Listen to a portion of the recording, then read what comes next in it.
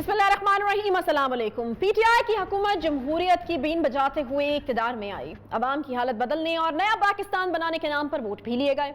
जमहूरी इक़्तिदार को तरजीहात दिए जाने के वादे किए गए। अवामी राय और पार्लियामेंट के अंदर दरपेश सियासी और मुल्क की सालमियत के फैसले भी किए जाएंगे, ये भी कहा गया। मगर एक के बाद एक ऑर्डिनेंस आता है जी।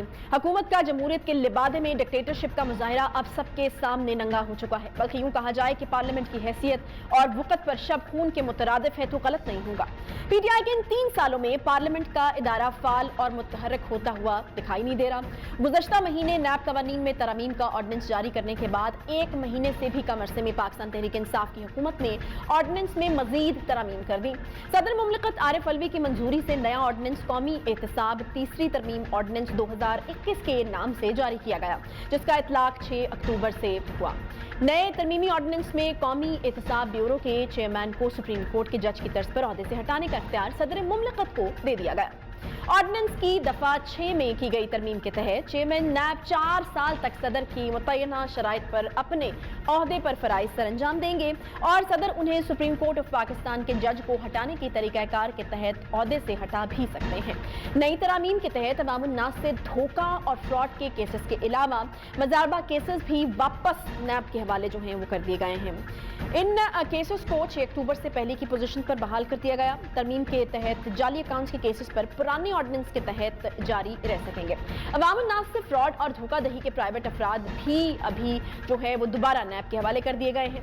हालिया तरामीम के तहत मनी लॉन्ड्रिंग रेफरेंसेज और मजारबा स्कैंडल केसेस बहाल हो गए हैं, जिससे आसिफ अली जरदारी, शाहिद खाकान अब्बासी, मरियम नवाज, शहबाज शरीफ को कोई रिलीफ नहीं मिल सकेगा और पहले से कायम तमाम मनी लॉन्ड्रिंग केसेस पहले की तरह ही चलते रहेंगे। नई तरमीम के तहत ज़र जमानत के तायुन का इख्तियार भी अदालत को दे दिया गया, जबकि पहले तरमीमी ऑर्डिनेंस में जुर्म की मालियत के बराबर मचल के जमा कराने की शर्त रखी गई थी। दफा 9 की शिक बे में की गई तरमीम के तहत अगर कोई मुलजिम जमानत पर रिहा किया जाएगा तो जमानत की रकम जैसा अदालत मुनासिब समझेगी उसी तरह से तय की जाएगी। आखिर क्या वजह है कि हुकूमत नैब ऑर्डिनेंस के हवाले से गैर यकीनी किसी सूरत हाल का शिकार क्यों हो गई है? क्या पार्लियामेंट की हैसियत महज दिखावे की ही रह गई है क्या? इसी पर बात करने के लिए हमारे साथ मौजूद हैं जी सलमान अकरम राजा साहब, माहिर कानून है। बहुत शुक्रिया सलमान अकरम राजा साहब शो में ज्वाइन करने के लिए। सलमान साहब, मुझे ये बताएगा कि ऑर्डिनेंस के बाद एक और ऑर्डिनेंस और इस तरह से ऑर्डिनेंसेस का एक सिलसिला जो है वो चल निकला है। ऐसी क्या हंगामी सूरत हाल आपके ख्याल में पैदा हो गई थी कि रातों रात जो है वो एक और ऑर्डिनेंस देना पड़ गया है? ये समझा जाए कि पिछला जो सदारती ऑर्डिनेंस था वो हुकूमत की नाअहली थी, कम इल्मी थी, या फिर ये कहा जाए कि हुकूमत ने अवाम के साथ झूठ बोला था?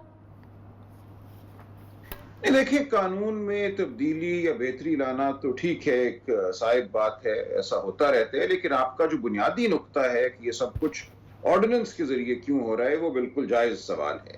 और ये बदकिस्मती की बात है कि ऑर्डिनेंस का इस हद तक सहारा लिया जा रहा है, पार्लियामेंट को बिल्कुल एक तरह से नजरअंदाज किया जा रहा है और जिस इफ़ाम व तफ़हीम की बहस की ज़रूरत पार्लियामेंट में होती है, उस बहस को बिल्कुल बालाए ताक रख के किसी किस्म की मुफाहमत की ज़रूरत को नज़रअंदाज करके ऑर्डिनेंस के जरिए कानून साजी की जा रही है। ये कोई अच्छा अमल नहीं है।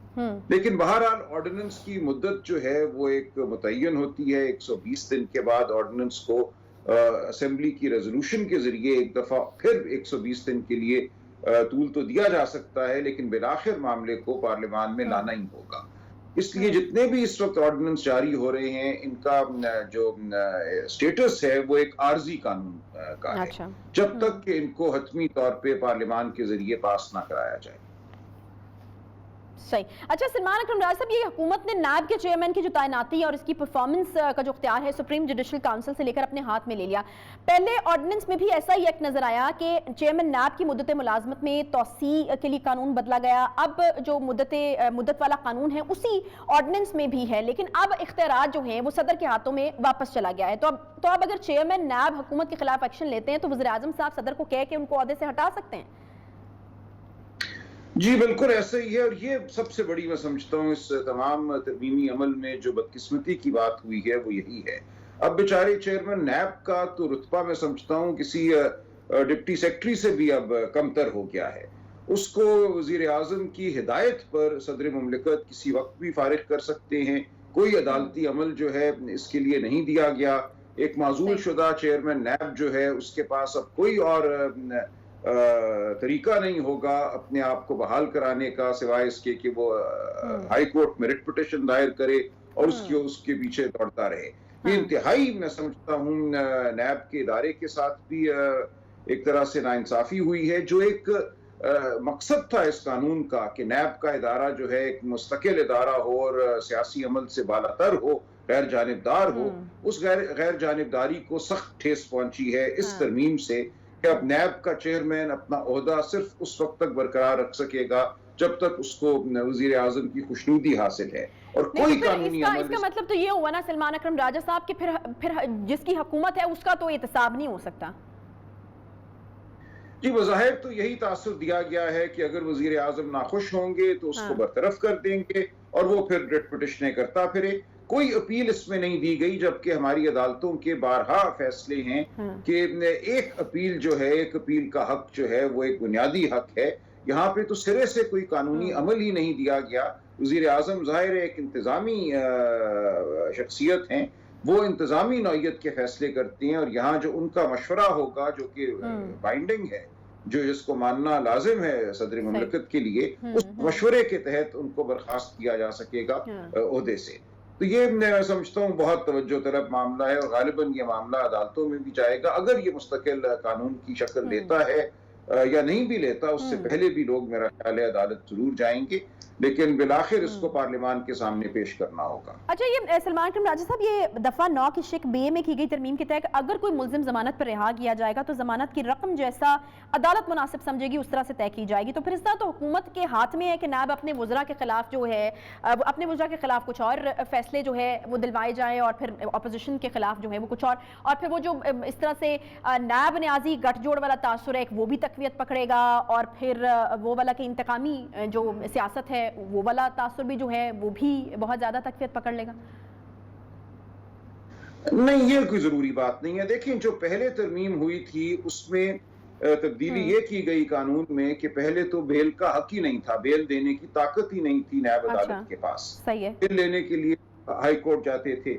جو 6 اکتوبر کو آرڈیننس آیا اس میں پہلی بار اکاؤنٹیبلٹی کورٹ کو، احتساب عدالت کو یہ اختیار دیا گیا کہ وہ ملزم کو بیل پہ رہا کر سکتی ہے، لیکن بیل کی جو رقم مقرر کی گئی وہ یہ مقرر کر دی گئی کہ جو الزام ہوگا اس کے برابر رقم جو ہے، اس کے بانڈ جو ہیں مشرقے جو ہیں وہ داخل کرانا پڑیں گے۔ اس کا مطلب یہ تھا کہ اگر کسی پر کوئی ایک بے ہنگم نوعیت کا بھی الزام ہے، جیسے ہم نے دیکھا تھا ڈاکٹر عاصم پر 478 ارب روپے کا الزام لگ گیا، تو کہاں سے 478 روپے کے مچل کے جمع کرائیں گے بیل کے لیے؟ وہ بالکل غیر معقول اور غیر موزوں ترمیم تھی۔ اب جو تبدیلی کی گئی ہے یہ بالکل ٹھیک ہے، عدالت ہی کو یہ اختیار ہونا چاہیے کہ بیل کی رقم جو ہے وہ کیا ہو۔ یہ ایک صریحاً عدالتی عمل ہے اور اب اس کو واپس عدالت کے حوالے کر دیا گیا ہے۔ یہ تو میں سمجھتا ہوں اچھی بات ہے۔ اب اگر عدالت نیب کے ساتھ یا حکومت کے ساتھ کوئی گٹھ جوڑ کرتی ہے تو وہ ایک اور بات ہے، وہ تو پھر ایک عدالتی مانی کے زمرے میں بات آئے گی، ورنہ بادی النظر میں قانون میں جو تبدیلی بیل کے حوالے سے کی گئی ہے یہ اچھی ہے۔ صحیح۔ اچھا، اس آرڈیننس کے مطابق 6 اکتوبر سے قبل کے کیسز اس آرڈیننس کے زمرے میں جو ہے وہ نہیں آتے، جبکہ اس کے بعد کے کیسز پر جو ہے وہ اس آرڈیننس کے حوالے سے عمل درآمد ہوگا۔ تو اپوزیشن کے تمام تر اہم رہنما اور حکومت کے لیے مشکل کھڑے کرنے والے لیڈران، جن میں سے کچھ آپ کے کلائنٹس بھی ہیں، تو آنے والے وقت میں حکومت کے لیے خطرہ ہو سکتے ہیں، تو اس چیز کو اس لیے شاید میک شور کیا گیا ہے کہ حکومت کے آرڈیننس ان کو کوئی ریلیف نہ مل سکے۔ اس میں کیا یہ گیا ہے کہ جو اینٹی منی لانڈرنگ کا ایکٹ ہے 2010 کا، اس کے تحت اگر کوئی مقدمہ قائم تھا 6 اکتوبر سے پہلے تو وہ چلتا رہے گا، اس کے علاوہ مقدمے نہیں چلیں گے۔ اگر وہ اب جو اس میں ترمیم میں جو ایک استثناء پیدا کیا گیا ہے اس کے زمرے میں یا اگر حد میں وہ آتی ہیں تو وہ مقدمات تو بہرحال ختم ہو جائیں گے، لیکن اینٹی منی لانڈرنگ کے حوالے سے جو مقدمات تھے وہ قائم رہیں گے۔ اس کے حوالے سے اس کو مزید قانون کو توانا کیا گیا ہے کہ اینٹی منی لانڈرنگ ایکٹ کے تحت جو دائرہ اختیار ہے وہ نیب عدالت ہی کا رہے گا، احتساب عدالت ہی کا رہے گا۔ اب دیکھنا یہ ہوگا کہ جو اپوزیشن کے لیڈران ہیں ان میں سے کس کس کے خلاف منی لانڈرنگ کا مقدمہ قائم ہے، وہ مقدمے قائم رہیں گے۔ باقی مقدمے جن کا تعلق اساسوں سے نہیں ہے، ان اساسوں سے جن کا کوئی معقول جواز نہ دیا جا سکے، جن کا تعلق صرف انتظامی نوعیت کے فیصلوں سے ہے، وہ مقدمے بہرحال ختم ہو جائیں گے۔ صحیح. سلمان اکرم راجہ صاحب مجھے یہ بتائے گا کہ یہ اب یہ جو ایک کے بعد ایک آرڈیننس ہے صدارتی آرڈیننس، اس کے بعد پھر پارلیمنٹ کی جو حیثیت ہے اس کو کس طرح سے دیکھ رہے ہیں آپ؟ میں نے شروع میں عرض کیا اس سے پارلیمنٹ کو اور پارلیمانی نظام کو یقیناً ٹھیس پہنچتی ہے، لیکن بالآخر ان تمام آرڈیننسز کو پارلیمان کے سامنے تو لانا ہوگا، کیونکہ ان کا جو سٹیٹس ہے، ان کی جو نوعیت ہے وہ ایک عارضی قانون کی ہے جب تک ان کو دوام پارلیمان کے ذریعے نہ ملے. صحیح، ٹھیک ہے، بہت شکریہ. سلمان اکرم راجہ صاحب ماہر قانون ہمارے ساتھ موجود تھے، بہت شکریہ آپ کے وقت کے لیے. ایک چھوٹا سا بریک لیں گے، بریک کے بعد واپس آتے ہیں ساتھ.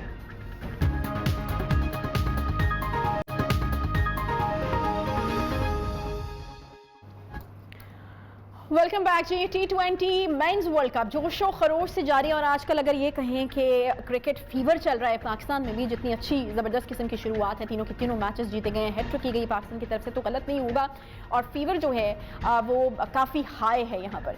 7واں T20 ورلڈ کپ جس میں 16 ٹیمیں مد مقابل ہیں جی.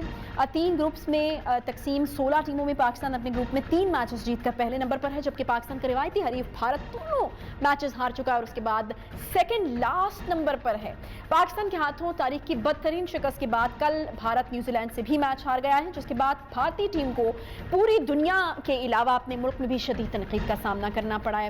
آج ہم بات کریں گے کہ جہاں بڑے بڑے برج الٹ گئے وہاں پاکستان اس مرتبہ فیورٹ تو ہے ہی، لیکن کیا T20 ورلڈ کپ جیتنے میں بھی کامیاب ہو جائے گا؟ اور کیا جس طرح شعیب اختر نے کہا ہے کہ بھارت افغانستان سے بھی ہار سکتا ہے، تو ہم یہ جاننے کی کوشش کریں گے کہ کیا بھارت کو کرکٹ کی دنیا میں مزید بدنامی کا سامنا کرنا پڑ سکتا ہے، اور کیا ہو کیا گیا ہے بھارت کے ستاروں کو؟ کرکٹ میں تو ہمیشہ بڑے عروج پر رہا کرتے ہیں، تو اگر ستاروں کی بات کرنی ہے تو سامیہ خان سے بہتر کون ہو سکتا ہے جی.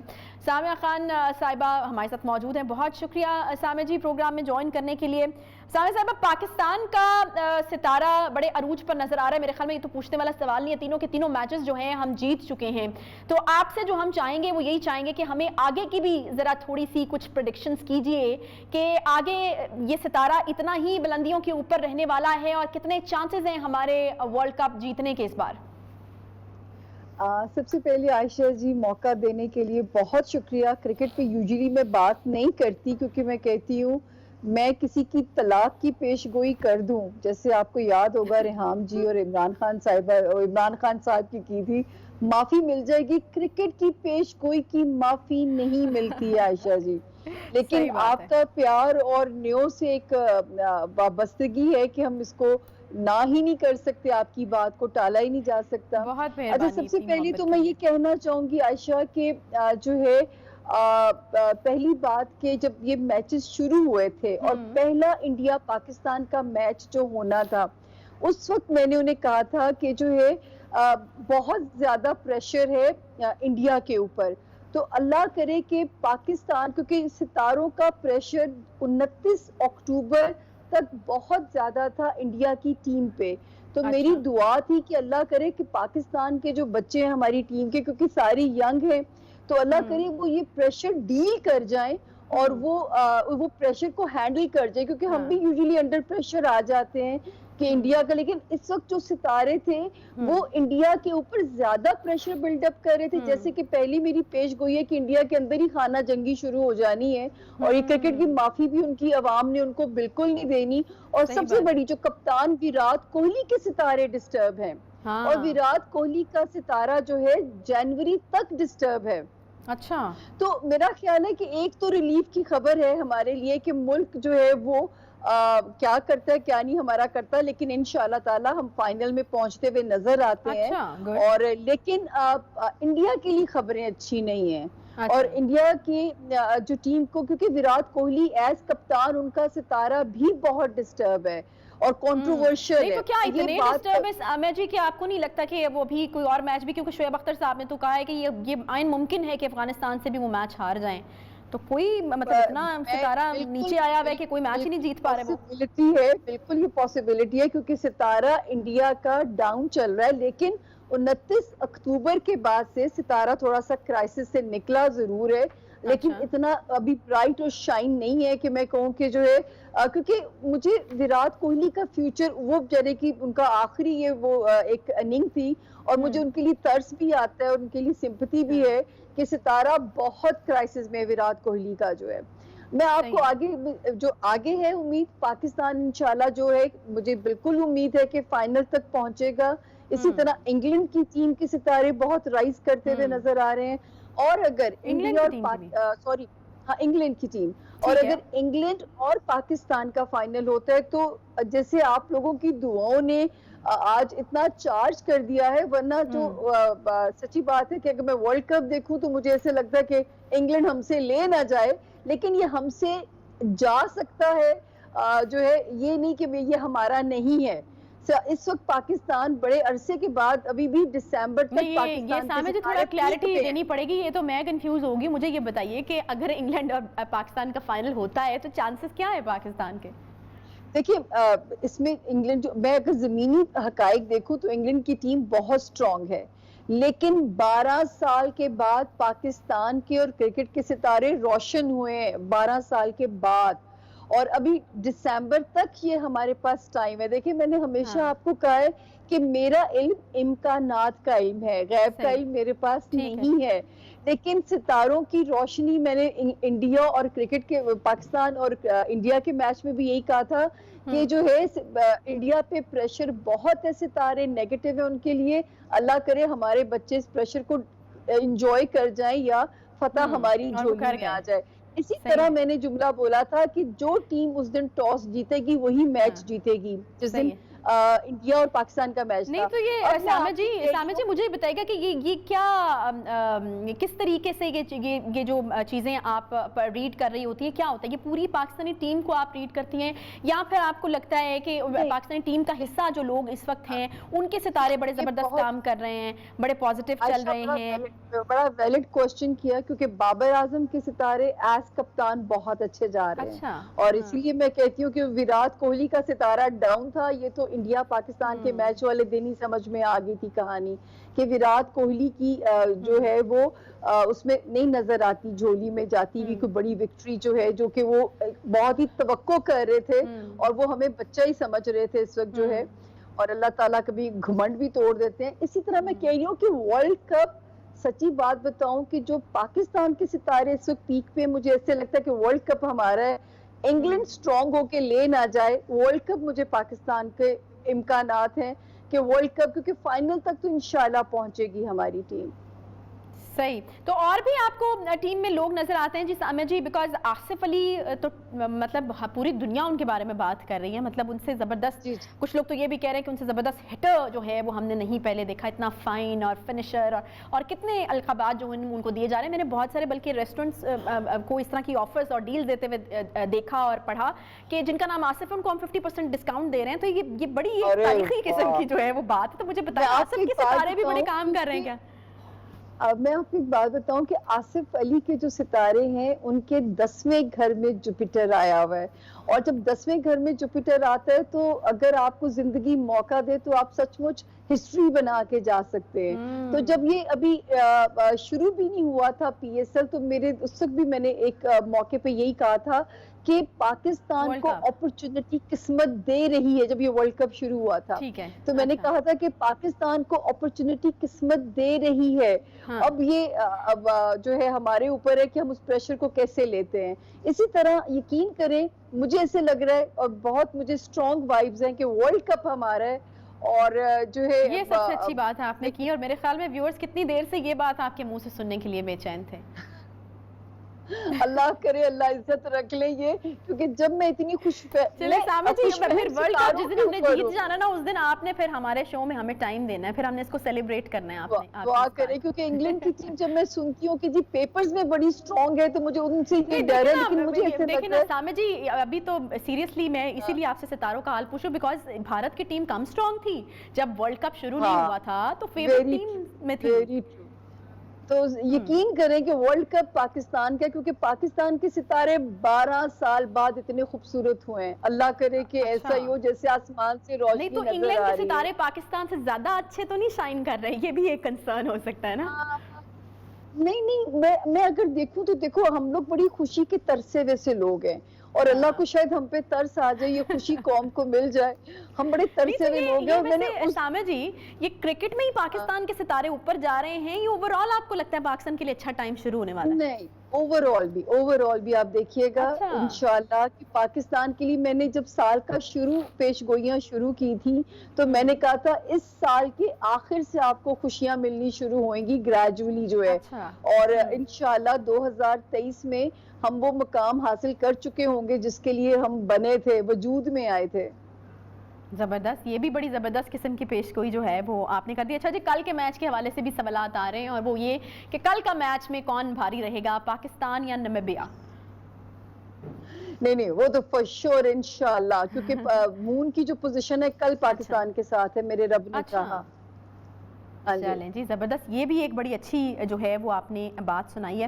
اچھا یقیناً سامع جی، آپ نے ریڈ کیا ہوگا تمام ہی پلیئرز کو، اور مطلب اس وقت جو رائز کر رہے ہیں، شاہین شاہ افریدی ہیں، کے بارے میں بات ہوتی ہے۔ آپ اتنا ہوم ورک کر کے بیٹھی ہوں گی، مجھے پتا نہیں تھا اتنا پسمائیں گے۔ نہیں، ورلڈ کپ چل رہا ہے تو سامع جی آپ نے بھی یقیناً یہ والا ہوم ورک تو کیا ہی ہوگا۔ میں آپ سے وہ 2-4 نام لینا چاہ رہی ہوں جن کی لک اس وقت پاکستان کا ساتھ دے رہی ہے۔ جی ٹیم میں کون لوگ ہیں وہ؟ اچھا، ٹیم میں وہ کون لوگ ہیں؟ ٹیم میں وہ کون لوگ ہیں؟ سب سے پہلے تو دیکھیں، میں تو جب پاکستان کی ٹیم کو پڑھتی ہوں اس دن میں پاکستان کا ستارہ دیکھتی ہوں کہ پاکستان میں ستارے کی پوزیشن کیا ہے۔ دوسرا کپتان کا ستارہ۔ یوزلی میں آپ کو یہاں پہ ایک بات سچ بتاؤں کہ میچ کی پیش گوئی جو ہے وہ میں تو ہمیشہ اسی طرح کی ہے، یا پاکستان کے ستاروں پہ یا کپتان کے ستاروں پہ۔ اور جیسے کہ ایک اللہ نے سچی کی کہ وراٹ کوہلی کا ستارہ رگڑے میں تھا، اور 29 اکتوبر تک تو یہ انڈیا ہی رگڑے میں تھا، اور آپ دیکھیں انڈیا میں کتنی کنٹروورسیز ہوتی رہی ہیں۔ تو اس وقت 12 سال کے بعد پاکستان کا ستارہ پاکستان کی سپورٹ میں آیا، اور میں ہمیشہ کہتی ہوں کہ ہمارے ملک کا نام یا ہمیں خوشیاں یا ہمارے کھیلوں کے ناموں کی وجہ سے ملی یا ہمارے آرٹسٹ لوگوں کی وجہ سے ملی۔ سیاستدانوں کا ذکر ہم چھوڑ دیتے ہیں، خوشی کو ضائع نہیں ہونے دیتے۔ وہ بھی اللہ دن دکھائے گا جب اللہ تعالیٰ ہمیں ایک صحیح ٹریک پہ ڈالیں گے، کیونکہ وہ میں ایک پیش گوئی آپ کو یاد ہوگا، میں ہمیشہ کہتی ہوں کہ اس ملک میں سسٹم نے بدلنا ہے، اور اسی جو نیا سسٹم آنا ہے اسی نے اس ملک میں سٹیبلٹی لے کے آنی ہے۔ اچھا جی، چلیں جی، بہت شکریہ سامعہ خان صاحبہ، بڑی اچھی اچھی خبریں دے کر گئی ہیں بھئی کرکٹ کے حوالے سے۔ کرکٹ فینس کو تو میرے خیال میں خوش ہو جانا چاہیے، اور سامعہ جی کی اکثر جو ہے وہ پریڈکشنز بڑی بیٹھتی ہیں اپنی جگہ کے اوپر، تو وہ یہ کہہ رہی ہیں کہ کل کا میچ بھی پاکستان کے حق میں، اور فائنل میں جاتا ہوا بھی انہوں نے کہا کہ وہ دیکھ رہی ہیں، اور فائنل میں چانسز کا ذکر بھی انہوں نے کیا۔ تو بڑی زبردست قسم کی خبریں جو ہیں وہ سامعہ جی ہمیں دیکھی گئی ہیں، کہیں پاکستان کا ستارہ بہت عروج پر ہے۔ ایک چھوٹا سا کوئکلی ہم بریک لے لیتے ہیں، بریک کے بعد واپس آتے ہیں، ساتھ رہیے۔